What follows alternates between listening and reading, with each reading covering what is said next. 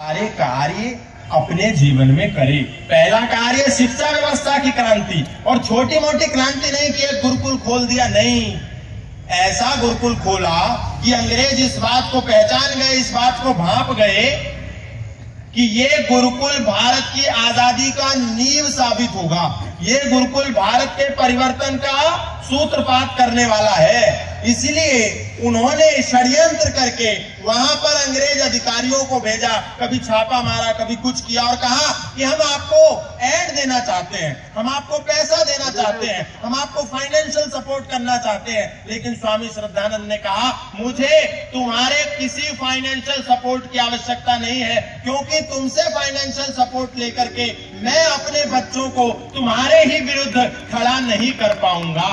क्योंकि जैसा होगा अन्न वैसा होगा मन, जैसा होगा धन वैसा होगा जीवन।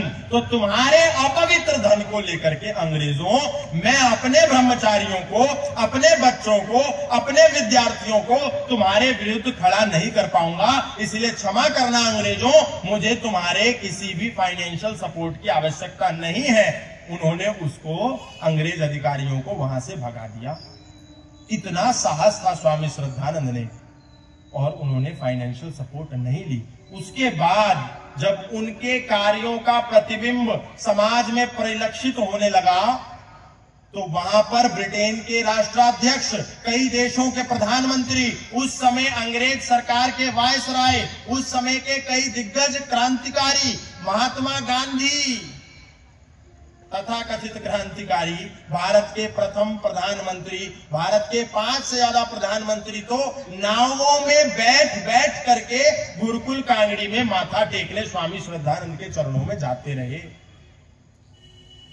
जब प्रधानमंत्री नहीं बने थे, क्योंकि श्रद्धानंद जी तो 1926 में संसार से चले ही गए, और भगत सिंह, रानी लक्ष्मीबाई, कई क्रांतिकारी जाकर के वहां पर मंत्रणा करते थे।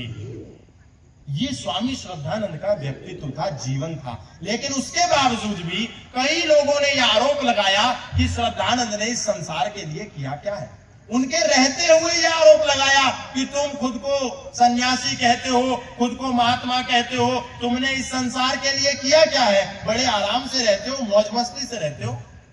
ऐसी ऐसी कई बातें कही और कई आरोप लगाए। लेकिन स्वामी श्रद्धानंद का जीवन वास्तव में त्यागपूर्ण था। इस बात का प्रमाण मिलता है, क्योंकि अक्सर ऐसा होता है कि हम किसी के पे आरोप लगाएं और आरोप सच्चे हों तो कोई भी व्यक्ति को कोई फर्क नहीं पड़ता। लेकिन जब आरोप झूठे हो, आदमी सच्चा हो, तो कभी कभी उसको स्ट्रेस हो जाता है, उसको टेंशन हो जाती है कि मैंने इस संसार के लिए इतना कुछ किया और ये मेरे ऊपर ही आरोप लगाए।